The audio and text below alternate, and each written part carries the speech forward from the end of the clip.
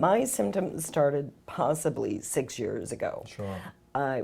It was very selective when it began. It was such as if I were on the spotlight and I was talking to a group of people.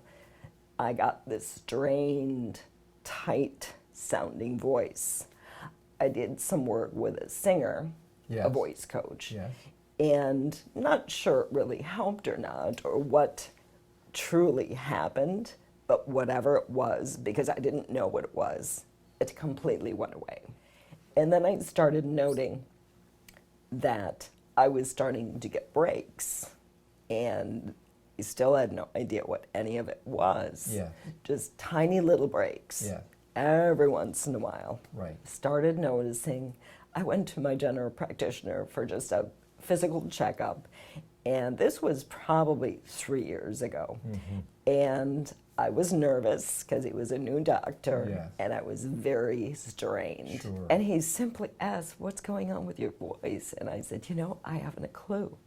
So he had referred me to an ENT who was very helpful, very kind, and he suspected I had spasmodic dysphonia. So then he referred me to another office, which was your office, where I got the diagnosis. The diagnosis for me happened very quickly. It was a matter, once I started the process, it was 2 months. I'm glad. I'm glad you didn't spin your wheels for a long time. Right, so I could put a name to it. Now I was quite, when I first came in, because I did some research before I went to get the second, second opinion or confirm the diagnosis. So I started doing research. I'm like, oh my gosh, spasmodic dysphonia. This is so rare. I can't possibly have this. Not me, no. It's got to be muscle tension dysphonia or something. I'm sure of it. So when I got the diagnosis, I said, are you sure? Are you sure of that? This is so rare. Are you sure? And it was diagnosed. And there was a sense of relief that, okay, now I know what's going on. Now I can address it. To get a diagnosis is just such a good thing. It's such a relief when it was a relief. Living in it was a relief. Now I know. Now I can act and make choices for me. So tell me, how's this affecting you at work and in your social life? Sure. Well, I work in a high voice industry. I work at Trader Joe's, which you can imagine is number one, very physical, but it's talking for 8 hours a day to the customer. And while customers are amazing, they're so supportive, sometimes they'll go, "What's wrong with your voice?" And I will simply tell them, this is a voice disorder. If you can't understand me, I will be happy to repeat myself. Some days my voice is better, some days my voice is worse, and they are amazingly supportive.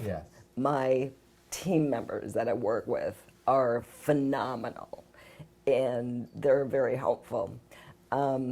Sometimes I'll have the person say, "Oh, I hope you feel better. I hope you get your voice back," and I'll just smile and laugh and say, "Me too." So I'm also, interestingly enough, a hypnotist. So this greatly affects my work. At the beginning, I was able to do my work quite effectively. In other words, I would have the conversation with the client. I would present symptoms, not horribly bad, but enough. But then I would do the hypnosis part of it, the induction, and my symptoms completely would go away. Isn't that interesting? It was fascinating to me. Now it's not the case so much, so now I can't practice my craft or help people with my skill and ability. We want to get that back. With So this is one of the reasons I'm looking to this treatment to give me relief, to give me my life back, to be more socially capable.